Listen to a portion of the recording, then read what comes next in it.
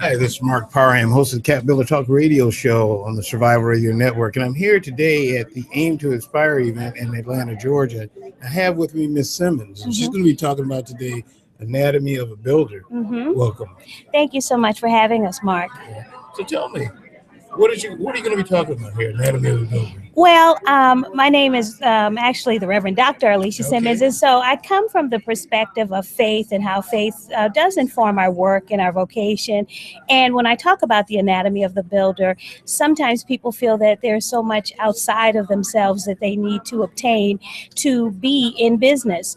And so we're all builders. You're a builder. You've built a platform. You've built a business. Whether you're in education, you're in the business of building people. And so as builders, we need to think about not only the things that we build outside of ourselves, but how we continue to build ourselves up and how we continue to remain encouraged on the journey. And so I'll share some information from a recent article out of Inc. magazine where they found the things that entrepreneurs have in common.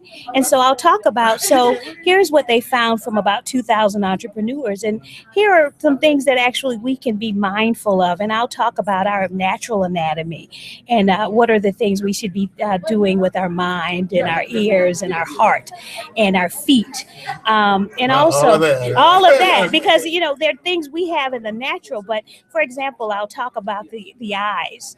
So often we're thinking about what it is that we see in front of us, but we should really be thinking about vision. And sometimes vision isn't what you can see, but it's what has been planted in your heart. And so sometimes you have to see over some situations. You have to see over your adversity. And sometimes as we are communicating with family, friends, other business people, our mentors, they don't see the vision because oftentimes God doesn't give them the vision. God gives the vision to us. And you are the person who is the steward over the vision. And so just talking about the anatomy of a builder, if we would just be mindful of even our natural, our normal biological body parts, how as we interact with the others, if we're just mindful of a few things, how we can continue to grow, develop, and aim to inspire. So give me a couple. You said I work with a lot of entrepreneurs. I do a lot of business. Give me a couple of the things that you said in 2000, we have a lot of similarities and we don't know. Well, one of the things that they found, especially from the list, because they had published a list of 500 entrepreneurs, and they said the top three things are risk-taking, determination, so being a risk taker. To be a risk taker, you have to be courageous because sometimes you're going against the norm. And so they talk about other variables as they surveyed, more than 2,000 entrepreneurs across the country.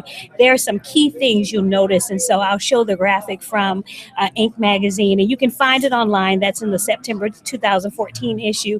But, there's some things about determination. Of course, we can say, well, everyone has determination. But, if you actually listen to some of our stories, you would know that you see us as we are today, but you don't know the struggles, the stories. You don't know that we've fallen down and we had to keep getting back up, and we've fallen down. And so when I'm talking about that vision, it's about not looking at the bills that are due. It's about not looking at the bankruptcy. It's not about looking at the invoices that aren't paid, but it's looking at that picture of, I know that I've been assigned this task to build something, whether it's a product, whether it's a service. And even though it doesn't look like what I want it to look like today, I believe that in the future, it's going to be brighter than anyone could ever imagine. So we're at the Aim to Inspire event. What inspired you to start delivering the message that you're delivering now? Well, my background is in media. So I started out as a print journalist. And it's so interesting that when I was 22 years old in that position in the newsroom and they interviewed me, I said, there is no higher calling. And it was just a joke at the time, but they published that in the newspaper. And so I see myself now as I thought I was called to be a communicator. Okay. Well, now I'm communicating on God's behalf. So I'm not, employed by a media entity. However, I do write for publications, but I am communicating on behalf of God. And so my assignment is to stir up the gifts inside of people. We're already wired and ordained and called. And so sometimes it takes the prophetic voice and it takes someone just to stir up what is, dormant inside of others. And so that's really inspired me, seeing people become their best and become God's best, because sometimes we gauge what we think is the best, but I want people to become what God created them to be. You know, it's interesting. I do a lot of speaking and trying to get people to live what we call their purpose life. Yes. Okay.